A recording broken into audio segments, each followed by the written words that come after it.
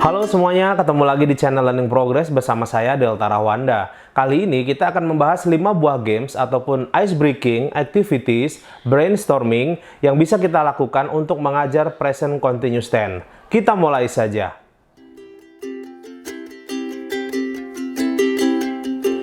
Yang pertama adalah chain stories atau cerita berantai. Jadi kita harapkan siswa duduk melingkar bersama-sama, kemudian kita akan membuat satu buah kalimat yang menggunakan pola future tense, dan kemudian siswa berikutnya yang kita tunjuk itu harus melanjutkan cerita kita menggunakan pola yang sama. Jadi kita akan membuat sebuah cerita menggunakan pola future tense atau paragraf menggunakan future tense, namun dimulai dari kalimat kita, kemudian disusul oleh siswa kedua, kemudian siswa ketiga, siswa keempat, dan seterusnya hingga terbentuk sebuah cerita sempurna dengan pola future tense.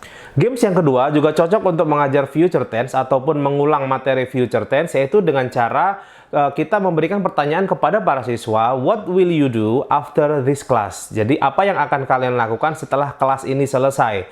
Jadi siswa diharapkan menceritakan 2 atau 3 kalimat ataupun aktivitas yang akan mereka lakukan setelah kelas ini selesai. Jadi aktivitas ini akan membantu para siswa untuk mengulang materi future tense yang baru saja mereka pelajari.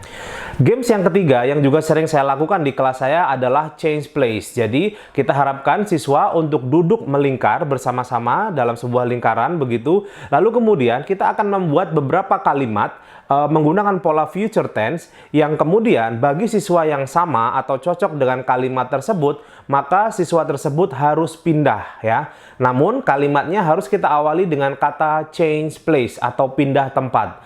Jadi kita akan membuat kalimat sebagai contoh, change place if you will go home after this.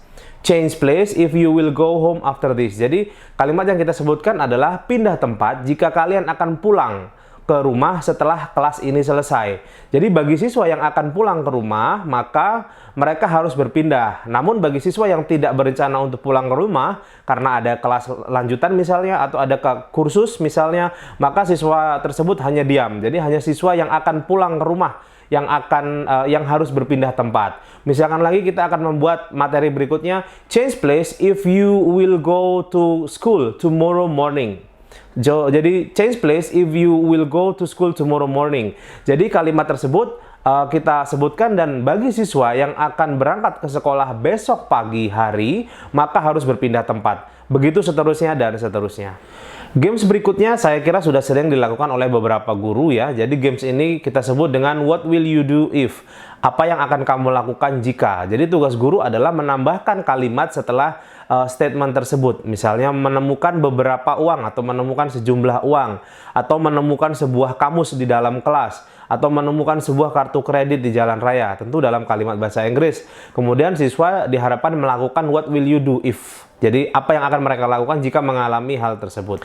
Games yang terakhir yaitu games I predict. Jadi saya menebak atau saya mengira, saya menduga maknanya. Jadi kita akan memberikan sebuah statement yaitu I predict, kemudian siswa diharapkan menebak apa yang akan terjadi. Jadi misalnya kita bertanya, what will you predict about the future? Jadi apa yang akan kalian prediksi mengenai masa depan, khususnya terhadap teknologi misalnya. Jadi siswa akan memprediksi I predict, atau I will predict, atau I predict that the future will misalnya. Jadi terserah mereka statementnya, yang penting aktivitas atau kalimat-kalimat yang disebutkan itu mengarah kepada pola future tense.